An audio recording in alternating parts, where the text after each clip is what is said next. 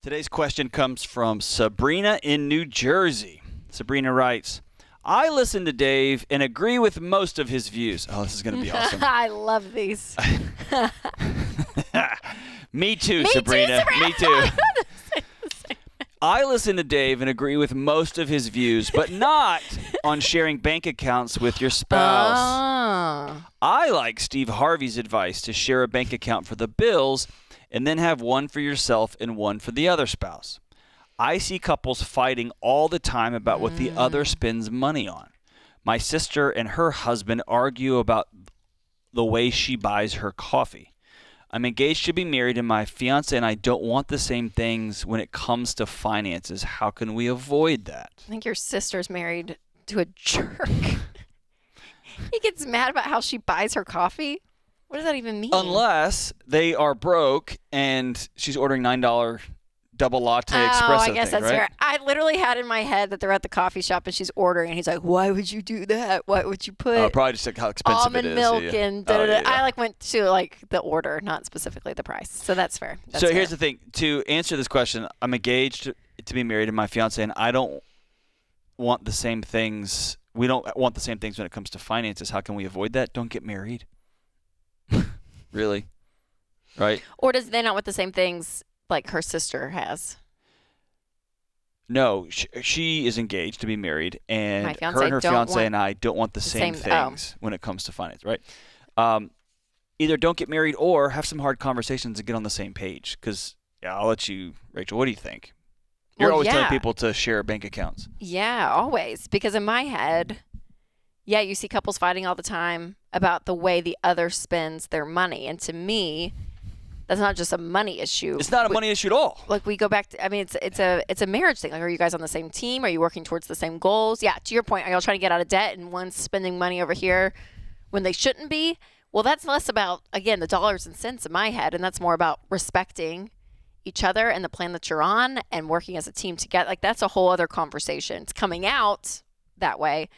And then my other thing, too, is when people avoid, because I hear this a lot, well, people fight a lot about money, so it's just not worth it. It's easier to have separate accounts, because if we had the same accounts, then we would fight about money.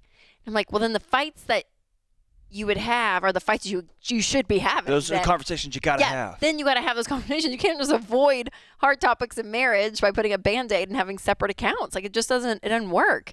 And to Steve Harvey, I've seen the clips of him, and I'm like, in my head, having the same account where you each still have your own spending money. Of course. There's a Rachel line item in our budget. There's a Winston line item. Even our kids, they each have their own line item because it just makes things easier. Like, where are we at with you guys in spending in the month? And so I still have the freedom. I'm like, I still have my idea. I'm still Rachel, and I still am going to enjoy spending things on things that Winston could care less about. Winston spends money on stuff that I don't really care about, but I'm like, hey, we both agree this is the amount of money. So to me, regardless of whether it's in a separate checking account or not, to me that, or the same, you still have the idea that you still have money to spend individually. Right. And the idea that if you put it together, then you lose any of the things that you would ever want, any of your autonomy, it's nonsense. Yeah. It means you have to have a shared conversation about shared goals. Yep. Right? Roommates have separate accounts.